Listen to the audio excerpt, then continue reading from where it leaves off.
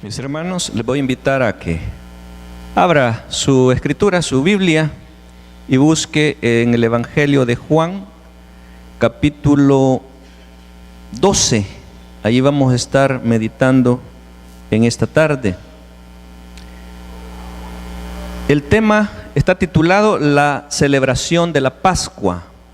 Ese es el tema que vamos a compartir en esta tarde.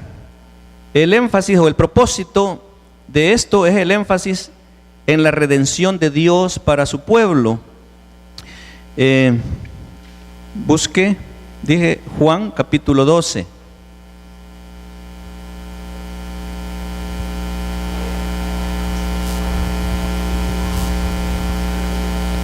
Juan capítulo 12. Ahí está ya. Pero antes que meditemos en la porción, mientras lo encuentra, quiero pedir a tres hermanos, tres voluntarios, hermanas o hermanos que quieran apoyarme acá. Tres valientes, ya sea varones o hembras. No hay valientes. Solo tres necesito, hombre, si no va a ser nada difícil. Tres nada más. Ahí viene mi hermana sí es valiente. ¿Otra valiente o otro valiente? Viene mi hermana también, mi hermano Carlos. ¿Amén? Sí, ahí puede, ahí está bien. Vaya, hermano, por favor, las imágenes. Las imágenes. Ahí están las imágenes. Bueno, entonces vamos a empezar con mi hermana Esmeralda.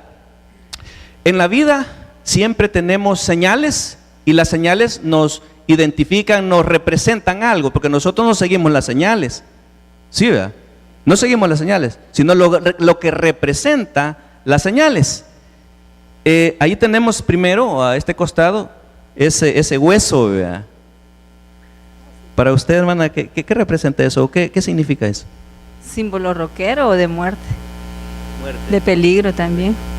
Muerte o peligro. Sabemos que al ver eso, inmediatamente a nuestra mente llega aquello, ¿verdad? Muerte o peligro. Muchas veces nosotros vemos las señales, pero nos da igual. ¿Se fija usted? Los niños ven ahí unos agujeros y empiezan con dos alambres y meten y el golpe, ¿verdad? Con la corriente. Siempre usted ha visto ahí, cuando hay altos voltajes o peligro así de corriente, ponen ese signo, ¿verdad? O símbolo. Pero luego tenemos la siguiente, que es dos arcos dorados unidos, y cuando vemos eso, ¿qué pensamos, hermano? Hamburguesa.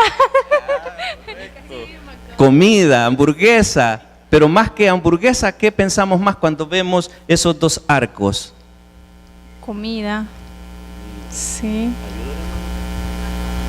Ok, ya lo dijo la hermana. McDonald's, mire, inmediatamente cuando vemos los dos arcos, mi hermana dijo comida, inmediatamente a la mente comida, hamburguesa, pero también una empresa, ¿verdad? O una marca, McDonald's, ¿verdad? Pero tenemos la siguiente. ¿Qué es lo que ve usted allí, hermano? Un deportista. ¿Qué más ve ahí? Una marca en la cabeza, es la marca Nike. Sí, allí hay una en la vincha que usa ese es naval, es un entrenador, o sea, deportista de tenis, ¿verdad?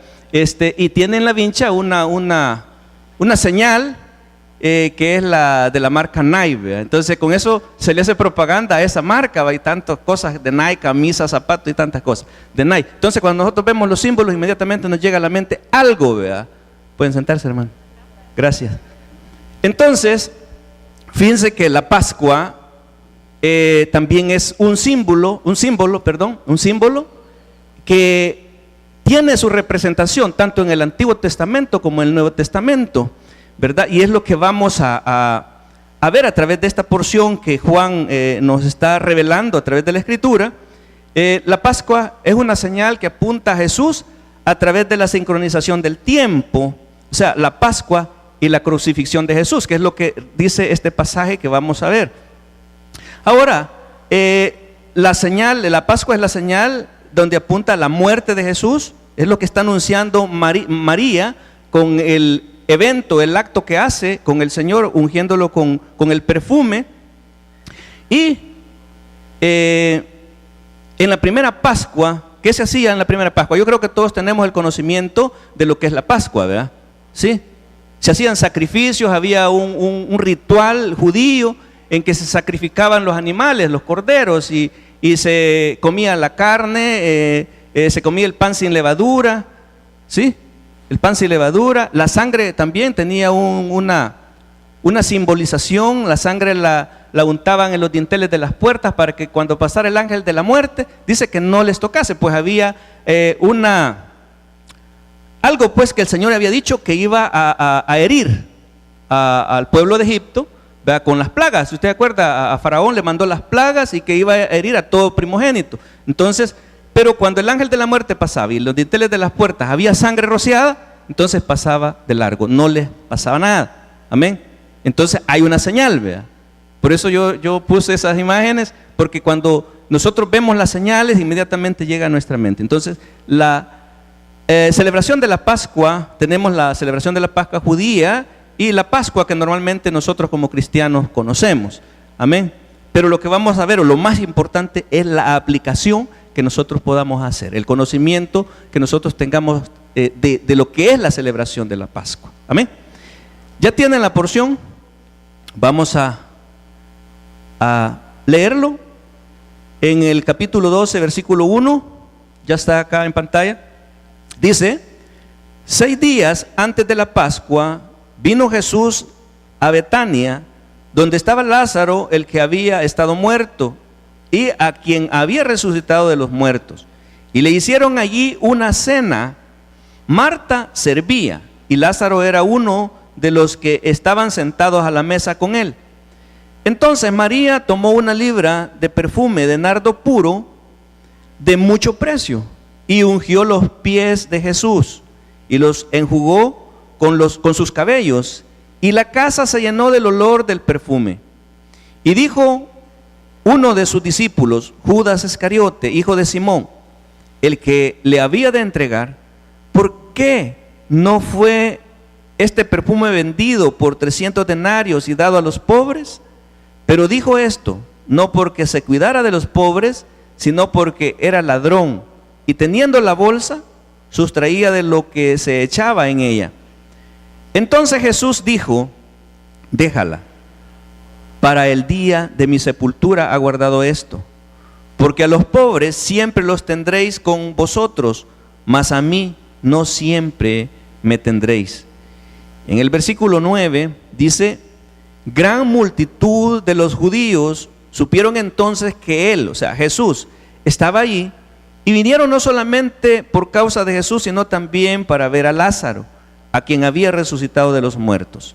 Pero los principales sacerdotes acordaron dar muerte también a Lázaro, porque a causa de él muchos de los judíos se apartaban y creían en Jesús. Oramos. Padre amado, te damos gracias por revelarnos tu palabra, por permitirnos en esta tarde poder escudriñarla y poder darnos cuenta del grandioso evento en esta celebración judía, en la cual representa la muerte, el sacrificio y la crucifixión de nuestro Señor Jesucristo, esa sangre que derramó por cada uno de nosotros para redimirnos de la culpa de pecado. Mi Dios, enséñanos en esta tarde a reconocer y también a obedecer, a humillarnos delante de ti, reconociendo que nosotros no somos indignos de tu perdón, reconociendo, mi Dios, que también ninguno de nosotros estaría dispuesto a pagar ese gran precio por la culpa de nuestros pecados. Pero tú, mi Señor, lo hiciste por cada uno de nosotros, entregarte a la muerte en sacrificio para nuestra salvación, para darnos vida. Gracias, Padre, gracias, Hijo, gracias, Espíritu Santo. Oramos en tu nombre, Señor. Amén y amén. Decía que 6 días antes de la Pascua, dice que vino Jesús a Betania. Entonces yo titulaba la celebración de la Pascua, porque lo que sucedió en este momento era el anuncio de lo que iba a suceder. Pues ya antes Juan lo había dicho en el capítulo 11, a través de ¿quién es este? Ya les digo, ya se me escapó.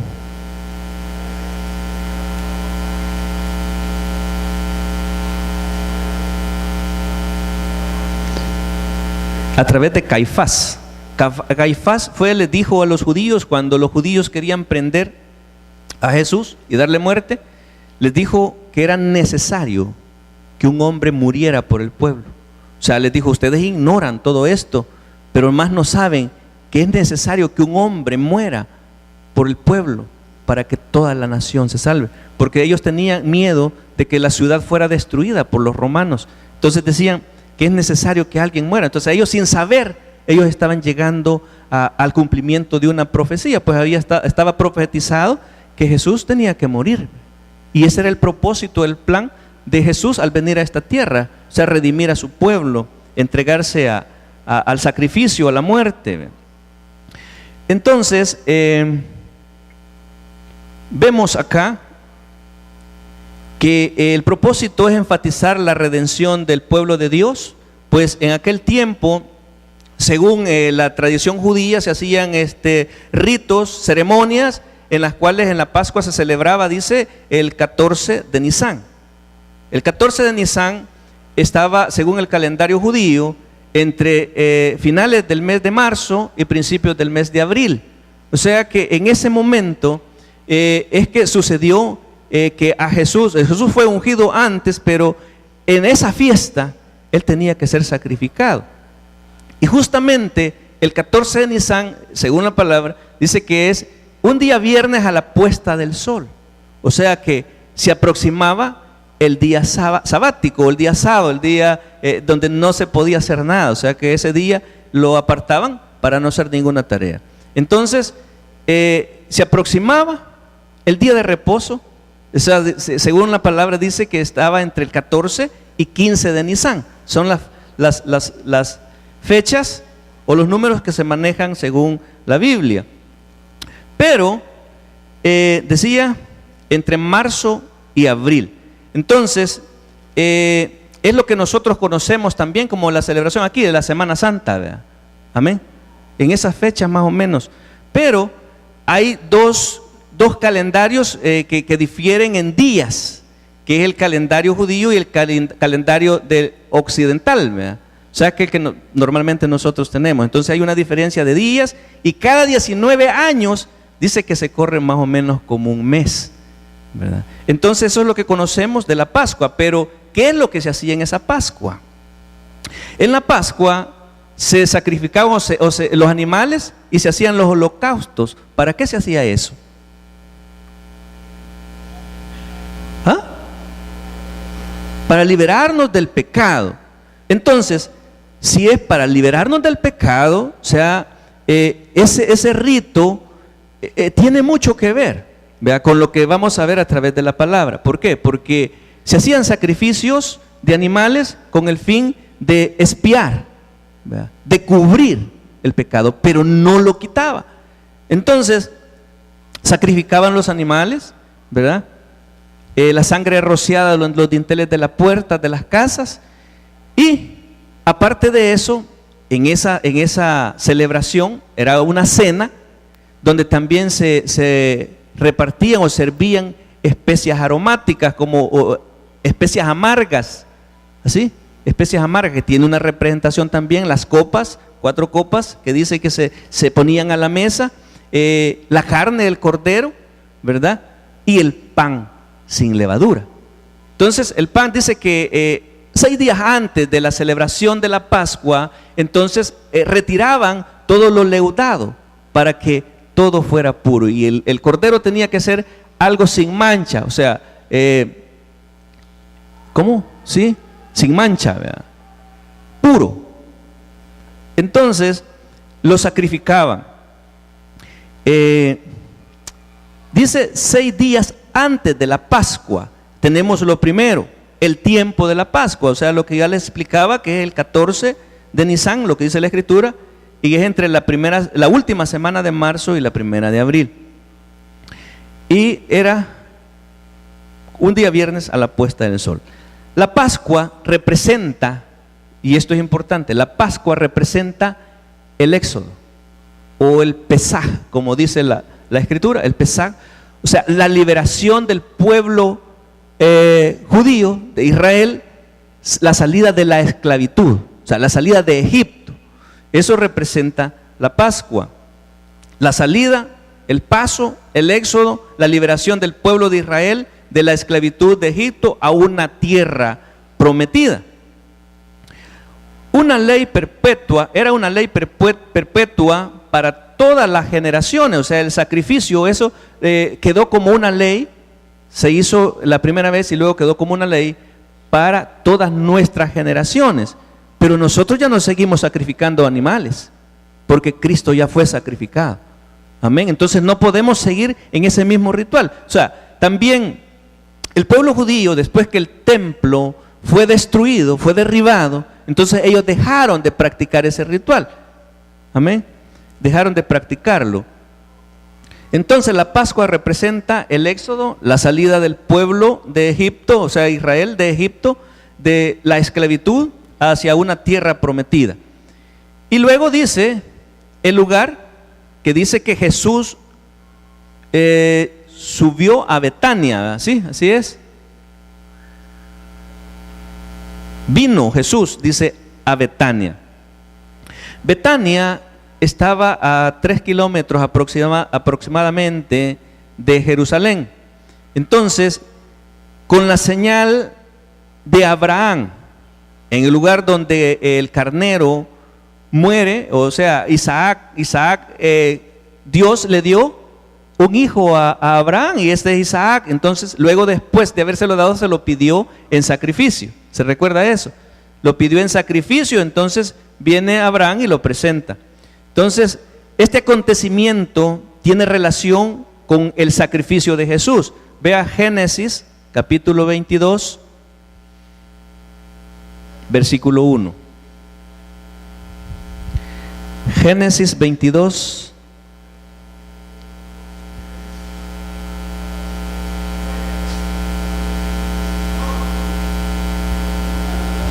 dice, Génesis 22:1, aconteció después de estas cosas que probó Dios a Abraham y le dijo, Abraham, y él respondió, heme aquí.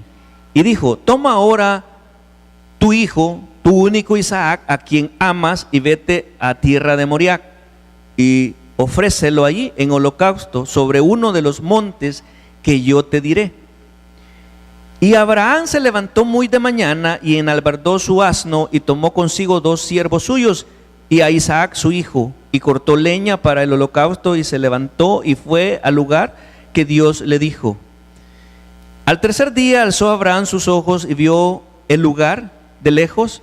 Entonces dijo Abraham a sus siervos, esperad aquí con el asno, y yo y el muchacho iremos hasta ahí y adoraremos y volveremos a vosotros. Y tomó Abraham la leña del holocausto y la puso sobre Isaac su hijo, y él tomó en su mano el fuego y el cuchillo, y fueron ambos juntos. Versículo 7. Entonces habló Isaac a Abraham su padre y dijo, Padre mío. Y él respondió, heme aquí, hijo mío. Y él dijo, he aquí el fuego y la leña, mas ¿dónde está el cordero para el holocausto? Y respondió Abraham, Dios se proveerá de cordero para el holocausto, hijo mío. E iban juntos. Y cuando llegaron al lugar que Dios le había dicho, edificó allí Abraham un altar y compuso la leña y ató a Isaac su hijo y lo puso en el altar sobre la leña. Y extendió Abraham su mano y tomó el cuchillo para degollar a su hijo. Dice en el 11, entonces el ángel de Jehová le dio voces desde el cielo y dijo, Abraham, Abraham. Y él respondió, heme aquí. Y dijo, no extiendas tu mano sobre el muchacho ni le hagas nada, porque yo conozco que temes a Dios, por cuanto no me rehusaste a tu hijo, tu único. Entonces alzó Abraham sus ojos y miró, y he aquí a sus espaldas ¿un qué? Un carnero trabado en un zarzal por sus cuernos, y fue Abraham y tomó el carnero y lo ofreció en holocausto en lugar de su hijo. Entonces, aquí el lugar donde suceden las cosas, cuando Dios le da el hijo a Abraham y luego se lo pide en sacrificio, Abraham obedientemente lo entrega, lo ofrece en holocausto, pero Dios le provee de lo que tenía que sacrificar. Entonces, ¿dónde sucedió eso? ¿En el monte qué es? En el monte Moriah. Entonces, ¿y dónde fue sacrificado Jesús? Justamente en el mismo lugar. En el mismo lugar. Entonces, esto relaciona lo que es el sacrificio de la Pascua o la celebración de la Pascua judía en aquel tiempo, según el Antiguo Testamento, y lo que es la Pascua para nosotros. Amén. Luego después vamos a ver la aplicación de esto. En el Antiguo Testamento, la Pascua, o sea, el sacrificio significaba o el sacrificio de los animales, y en nuestro tiempo la Pascua es el sacrificio de Jesús. ¿Por qué? ¿Por qué Jesús es el sacrificio de la Pascua? Juan lo dijo en el Evangelio, en el capítulo 1, versículo 29, cuando Jesús se le acercaba a Juan, Juan lo que vio fue un cordero. Y dijo esto, dice en Juan 1:29, el siguiente día vio Juan a Jesús que venía a él. ¿Y qué dijo? Y he aquí el Cordero de Dios que quita el pecado del mundo. Entonces Juan lo dice también en el capítulo 1, que él vio que iba Jesús hacia él y dijo, he aquí el Cordero de Dios. ¿Y qué es lo que se sacrificaba según el Antiguo Testamento en la celebración de la Pascua? Un cordero. Lo único que allá eran animales, pero aquí Jesús es el Cordero de Dios que quita el pecado del mundo. Luego vemos en el versículo número 2, de donde empezamos, dice, y le hicieron ahí, cuando Jesús llegó a Betania, fue antes de la celebración de la Pascua, dice, y le hicieron allí una ¿qué? Una cena. Y eso es lo mismo que se hacía en aquel tiempo, según el Antiguo Testamento, le hicieron una cena. Marta servía y Lázaro era uno de los que estaban sentados a la mesa con él. El lugar no se sabe en la casa, porque se habla de Lázaro, de la relación que Lázaro, Marta y María tenían con Jesús, pero parece indicar que no era en la casa de Lázaro, porque si hubiera sido en la casa de Lázaro, entonces no tuviera necesidad de mencionar que Lázaro estaba sentado a la mesa con él. ¿Vea? Porque ¿qué sentido tendría si estaban en la casa de Lázaro? Entonces no se sabe directamente si era en la casa de Lázaro o en otra casa. Lo importante es el evento, lo que sucedió en ese momento, en esa cena.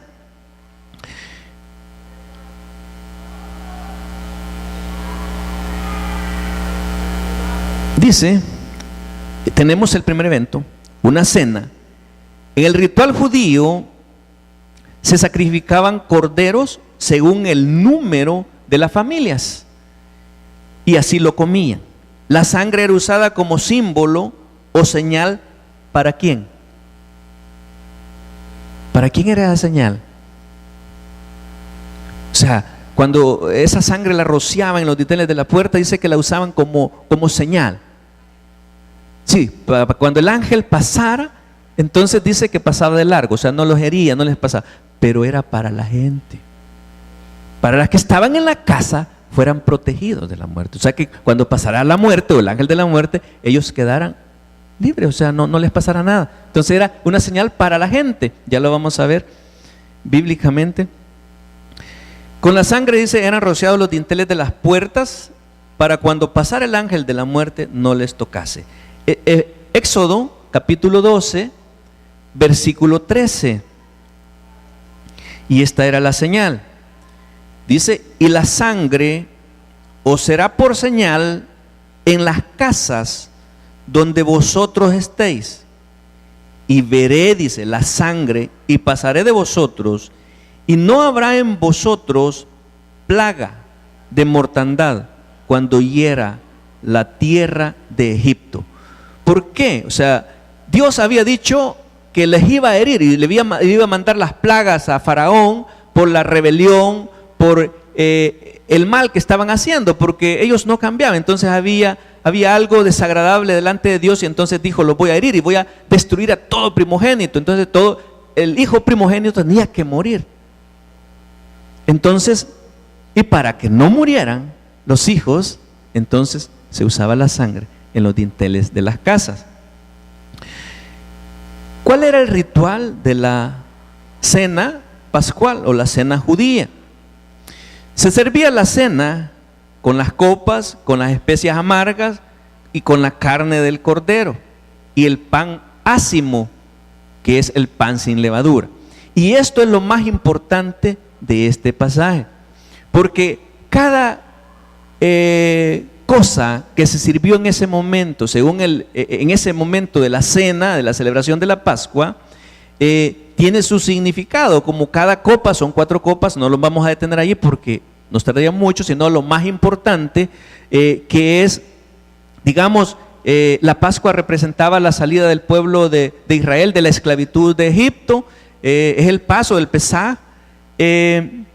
Las especias amargas era lo que el pueblo de Israel tuvo que pasar, todo el Calvario, los 40 años en el desierto y todo aquello que tuvo que pasar en el desierto. Entonces hacía recordar dónde estaban y hacia dónde Dios los había sacado a través de Moisés.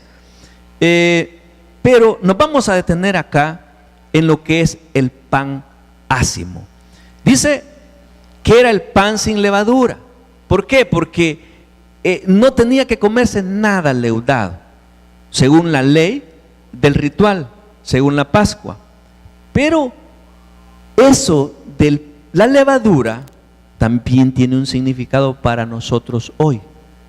¿Y cuál es el significado de la levadura? Para poderlo entender, vaya conmigo a la primera carta a los Corintios, capítulo 5, versículo 1. Primera carta a los Corintios, capítulo 5, versículo 1. Y esta es para nosotros la aplicación de lo que representa la levadura. Dice en el versículo 1: de cierto se oye que hay entre vosotros fornicación, y tal fornicación cual ni aún se nombra entre los gentiles, tanto que alguno tiene la mujer de su padre. Mire qué cosas estaban sucediendo, que tenía la mujer, ¿de quién? De su padre. Grandes aferraciones, había fornicación. Y dice en el versículo 2: y vosotros estáis envanecidos, ¿no deberíais más bien haberlos lamentado, para que fuese quitado de en medio de vosotros el que cometió tal acción? Dice en el versículo 3: ciertamente, dice Pablo, yo, como ausente en cuerpo, pero presente en espíritu, ya como presente he juzgado al que tal cosa ha hecho. En el nombre de nuestro Señor Jesucristo, reunidos vosotros en mi espíritu, dice Pablo, con el poder de nuestro Señor Jesucristo. Y dice en el versículo 5: el tal se ha entregado ¿a quién? A Satanás, para destrucción de la carne, a fin de que el espíritu sea salvo en el día del Señor Jesús. Versículo 6 dice: no es buena vuestra jactancia. ¿No sabéis que un poco de levadura leuda toda la masa? ¿Qué está diciendo? Mire, dice que lo que estaban haciendo en ese momento aún ni se nombra entre los gentiles. O sea, está hablando al pueblo de Dios. Mire qué cosas aferrantes están haciendo, y ustedes son los hijos de Dios. ¿Verdad? Cosas que ni allá se están haciendo, pero ustedes las están haciendo. Dice que ese tal se ha entregado a Satanás para destrucción de su carne, ¿verdad? Y que para que viva ¿verdad? Y dice en el versículo 7, ¿qué dice? Léalo. Limpiaos pues de la vieja levadura, para que seáis nueva masa sin levadura, como sois, porque vuestra Pascua, ¿qué pasó? Que es Cristo, ya fue sacrificada por nosotros. Versículo 8. Así que celebremos la fiesta, no con la vieja levadura, ni con la levadura de malicia y de maldad, sino con panes sin levadura, de sinceridad y de verdad.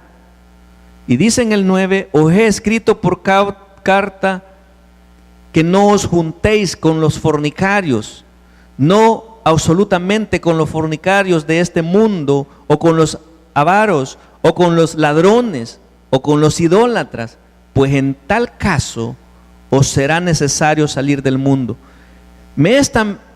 Más bien os he escrito, dice Pablo, que no os juntéis con ninguno que llamándose hermano, fuere fornicario o avaro o idólatra o maldiciente o borracho o ladrón. Con el tal ni aun comáis, dice. Porque ¿qué razón tendría yo, dice Pablo, para juzgar a los que están fuera? ¿No juzgáis vosotros a los que están dentro? Porque a los que están afuera Dios juzgará. Quitad pues a ese perverso de entre vosotros.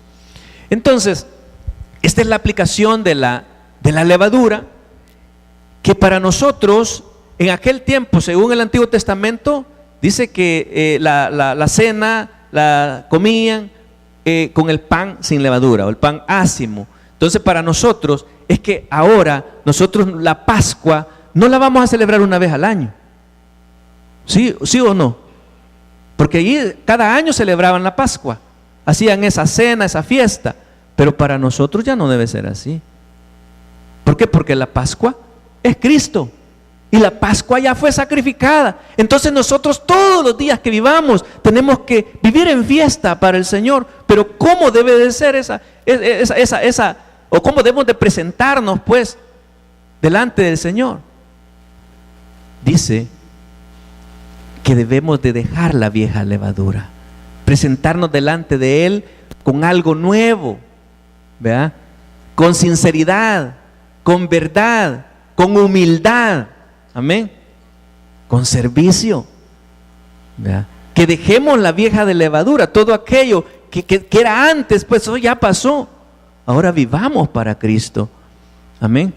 Que nos limpiemos de la vieja levadura, de todo aquello que nos contamina, aquello que no es agradable delante de Dios. A eso se refiere, que ya no debemos de venir con la vieja levadura delante del Señor.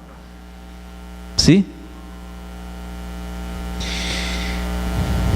Luego tenemos en el versículo 3, dice que entonces María tomó una libra de perfume de nardo puro de mucho precio y ungió los pies de Jesús y los enjugó con sus cabellos, y la casa se llenó del olor del perfume.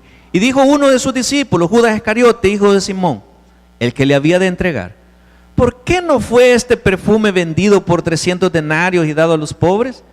¿Pero por qué dijo eso? Dice en el versículo 6, pero dijo esto no porque se cuidara de los pobres, sino porque, ¿qué era? ¿Qué era Judas? Era ladrón, y teniendo la bolsa sustraída de lo que se echaba en ella. Entonces Jesús dijo: déjala, para el día de mi sepultura ha guardado esto, porque a los pobres siempre los tendréis con vosotros, mas a mí no siempre me tendréis. Entonces podemos apreciar en el acto que María hizo con el Señor al ungirlo con el perfume, le ungió sus pies, una muestra de servicio, una muestra de humildad, una muestra de humillación delante del Señor. Ahora, ¿qué podemos nosotros aprender de esto o la aplicación para nuestras vidas? ¿Cómo le servimos nosotros al Señor? El servicio que nosotros le damos a Dios, ¿cómo lo hacemos? ¿Lo hacemos con humildad? ¿Lo hacemos renuentes, renegando? ¿Obedecemos a lo que el Señor nos dice? En el ritual judío, en las celebraciones se ungía a las personas importantes y más que todo al rey. Entonces eso identificaba o diferenciaba a la persona más importante de la multitud. O sea, al rey lo ungían. Y esto en el Evangelio, en Lucas, Marcos, son los 4 evangelios, narra, pero en una forma diferente, lo que es la unción. Entonces, se ungía al rey, dice, en la cabeza, ¿verdad? Ahí está en Mateo, ¿sí? Mateo y Marcos, creo que es el que relata que se ungía en la cabeza, y ahí dice que le ungieron en la cabeza. En otro, creo que es en, no sé, no soy muy bien si fue en Lucas o en Mateo, donde dice que una mujer que era pecadora llegó a Jesús, ¿verdad? Y se postró a sus pies y empezó a llorar. ¿Pero por qué? Porque esta mujer era pecadora. Entonces el Señor, ella con sus lágrimas dice que lavó los pies de Jesús. No fue perfume, ¿verdad? No fue perfume. Entonces el Señor lo que hizo, cuando los discípulos dijeron, si éste supiera, ¿quién es esta mujer que está postrada a sus pies? ¿Por qué no sabe, vea, quién es la que está postrada a sus pies, llorando? Pero entonces el Señor les dice, a quien ama, amará más, porque yo entré a tu casa, no me diste de beber, no me diste agua. Dice, empieza ahí, no me acuerdo cómo es que dice, pero el caso es que empieza a decirle, Señor, a reprocharles, pero esta mujer, dice, vine, le dice que no le recibieron con beso, esta mujer no me ha besado, o sea, la mejilla, sino los pies. O sea, en otras palabras, ustedes critican, pero ustedes no hacen nada. ¿Verdad? Y esta mujer está haciendo lo que ustedes no pueden hacer. O sea, el servir a esa mujer humillada delante del Señor.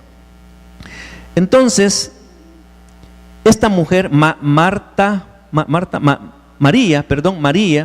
unge los pies de Jesús. Y los enjugó con sus cabellos, y dice que la casa se llenó del olor del perfume. Esta acción de María indica una acción de servicio, de agradecimiento, de humildad y de humillación.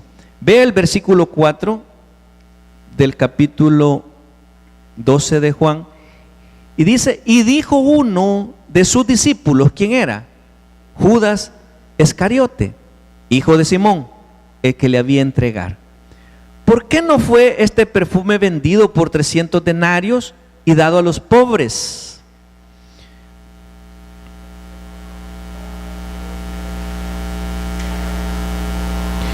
Pero podemos notar que siempre hay cuestionamiento, siempre hay detractores, personas que no están de acuerdo con el ministerio, de acuerdo con lo que hacemos. Siempre es bien común. Aquí la acción de María no estaba de acuerdo con los discípulos, y más que todo con Judas. Pero ¿por qué es que Judas no estaba de acuerdo? Porque lo que vio fue su interés, vea. Fue moneda, dinero, y dijo, bueno, me quitó la oportunidad de meter la mano, vea, porque era la costumbre de Judas, vea, era el tesorero, él tenía la bolsa de lo que recaudaba de todos los discípulos y sustraía, dice que era ladrón, amén, era ladrón. Entonces, cuando hay cuestionamientos, hay personas que no están de acuerdo con lo que hacemos, ¿cuál sería la razón?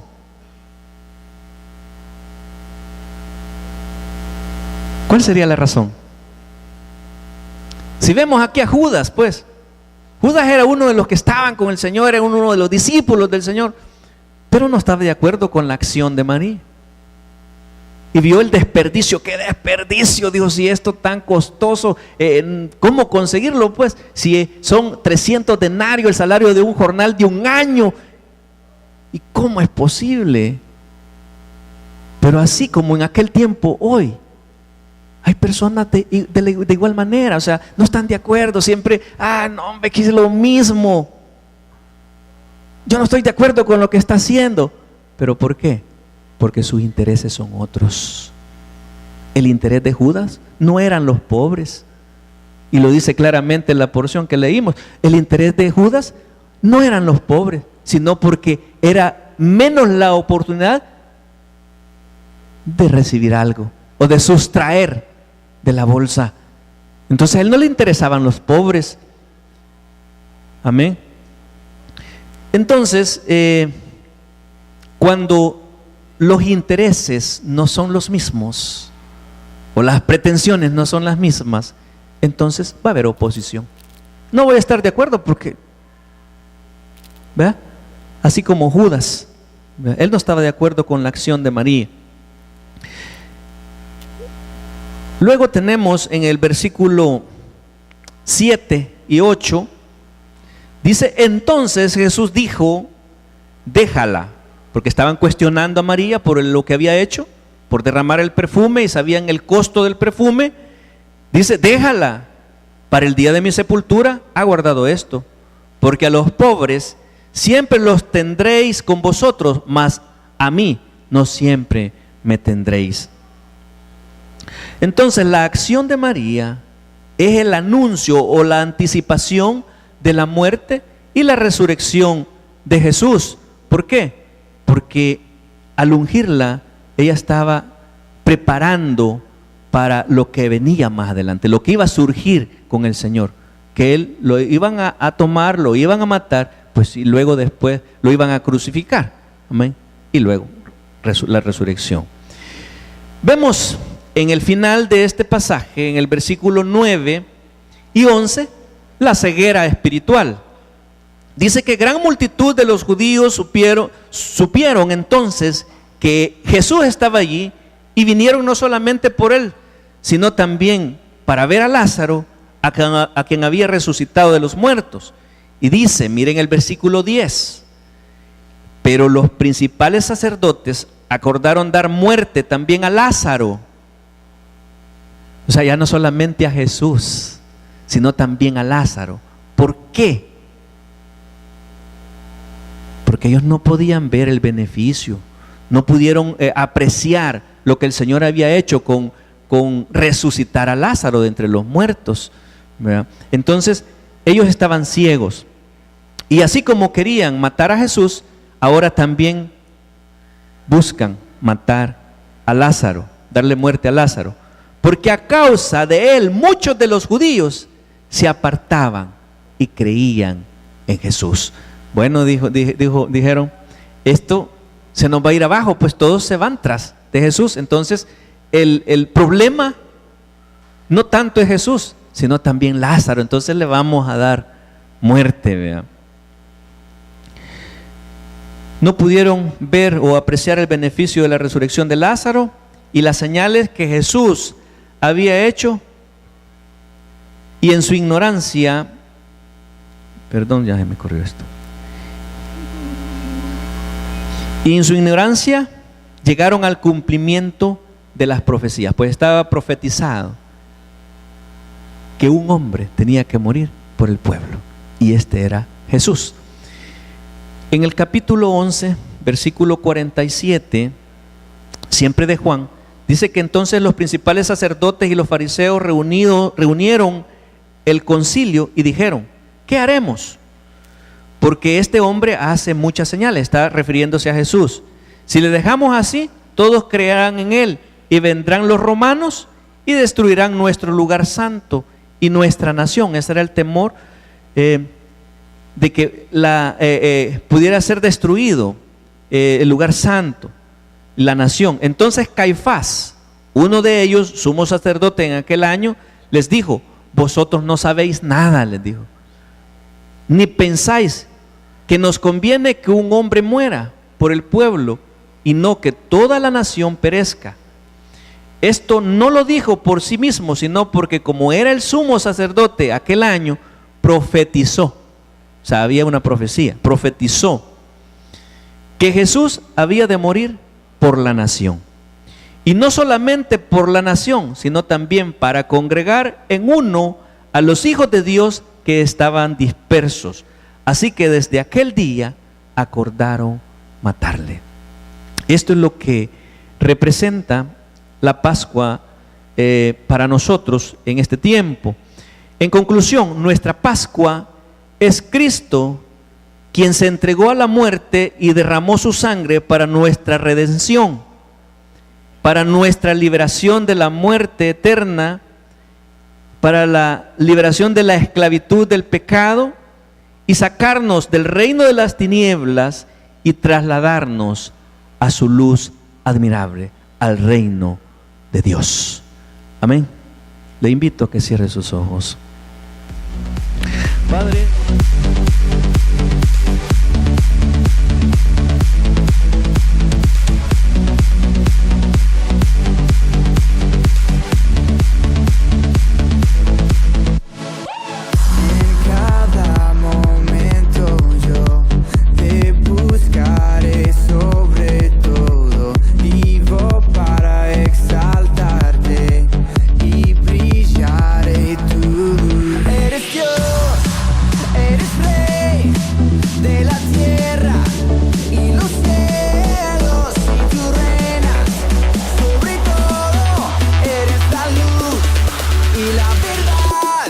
Quiero vivir.